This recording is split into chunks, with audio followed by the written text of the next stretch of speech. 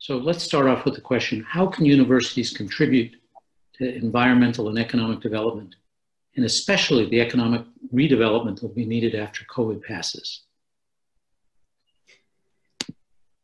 It's a very big question, Ed. I have to say that at the same time, universities can contribute everything to the problems that were stated. They could also contribute nothing. And the differences between that is what will the graduates of those universities do in the future. So if you look at universities as a system that will impact future generations of a country, the highest return on investment that a university can create is actually the most scalable impact is in the students that leave the university institutions and go and create cataclysmic, positive change across all areas. So I think that's something that is very often forgotten, that, yes, universities themselves are involved in a lot of research, a lot of activities, a lot of innovative projects as well. But at the same time, the highest return on investment a university can do to impact the country's trajectory is by creating the next generation of leaders. And that's why the teaching element that combines all the research, the innovation, the entrepreneurship, but making sure that those students are involved in all those activities in a meaningful way is the hardest part of this equation. Basically, if our generation, all the issues of climate change and economic prosperity, which are deeply interlinked, by the way, they're not disconnected, those two issues, it will vary. If you look at this mathematically, it will be very, very evident that the burden of action and execution will lie disproportionately to the people, to the kids that are in universities today. That will be the generation that will either turn this around or fail spectacularly in doing this. So I think the stakes are incredibly high to get higher education right, especially to get the right mindsets in those graduates. So a few things of how they can contribute, right? One is we've got to make sure that the mindset of urgency of climate sustainability in our students from a very young age is determined. Science teaching around the world, and this is what we hope, what we do in Indonesia as well, science teaching in the world from all the way from elementary, middle school up to university needs to have a climate component as its primary priority. It just does. No matter what we say about all the other types of priorities in science, without climate being and the planet and the environment being a consistent theme in science education, we're never going to get there. So I think that's the first thing that needs to happen. The second thing is that I think we need to reimagine what universities are. Instead of being silos and buckets of knowledge, there needs to be far more integration between disciplines, far more integrations between degrees. I mean, the very concept of a degree itself, I think, needs to be questioned and challenged. By the way, I'm speaking personally here, and I'm not speaking as the Ministry of Education, because as a Ministry of Education, I need to do this in steps. But if you ask me as personally where we need to be at, we need to move to a higher education system that will be able to pull together different domain knowledges and match that to a student's passion and interest, and have that student execute a project that is meaningful, that can draw from those multiple disciplines. It is a very big change from the current mode of, I'm taking a class, I got to get an A in the class, and then I move on to my next class, and I move on to my next class. So this concept of project-based learning, which is interdisciplinary in nature, needs to take center focus in how we reform our educational systems.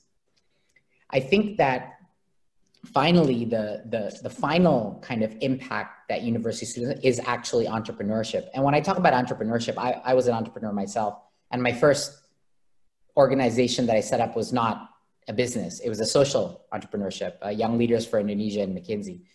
And I think that entrepreneurship is not, people tend to mistake that it's purely a money-making venture, but entrepreneurship should be redefined in doing something, creating something new that is solving and addressing a problem.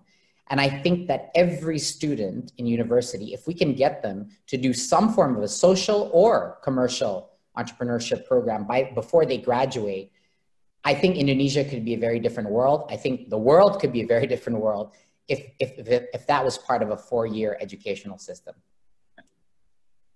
Yes, I think you're right on the spot here. I think the modern view of an education, a university educational system that we have to have, has a component which is about education, a component which is about research, and what I would call a new component or a large component that has to do with innovation and practice. And our students should pass through all of those experiences while going to university. And then they should leave and do something with that knowledge, as you did as a younger man.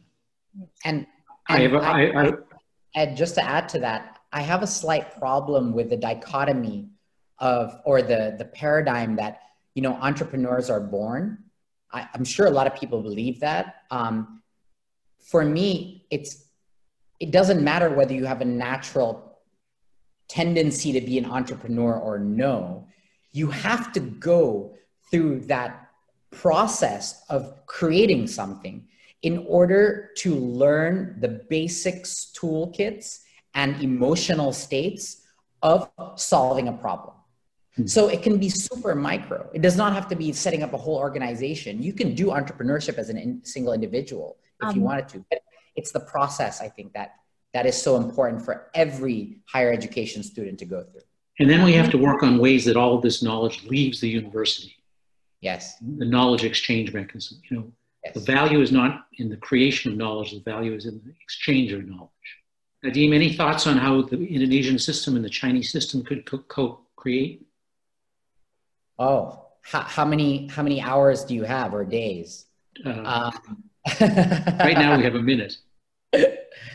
Look, I think fundamentally, and what we're trying to do in the Ministry of Education right now, is we are trying to, we call it a pernikahan massal. A pernikahan massal is a mass marriage, a mass wedding, whereby what we are trying to do is become the matchmaker as a ministry to Indonesian universities and research institutions, to the greatest minds and institutions in the world. And we want to roll the red carpet, basically, to researchers, professors, research institutions, and practitioners, global practitioners. And we are trying to craft the way, how would this red carpet work? What is the most attractive things that we could do to attract the best talent to Indonesia and teach Indonesian students, collaborate with Indonesian professors, and create a mass pollination, like you said, the exchange of ideas. And I think that the menu is many. You can do joint degree programs. We've now broken down the higher education into semester chunks. So you can do exchange programs. We can do cross sabbaticals between university professors.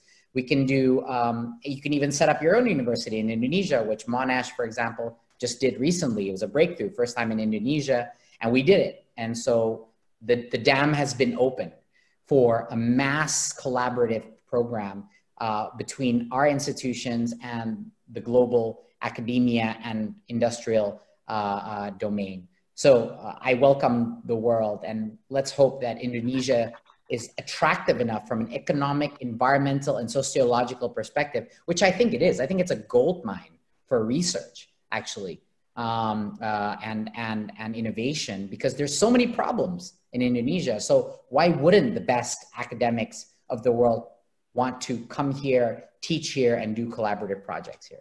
Well, Minister, thank you very much for your comments this evening.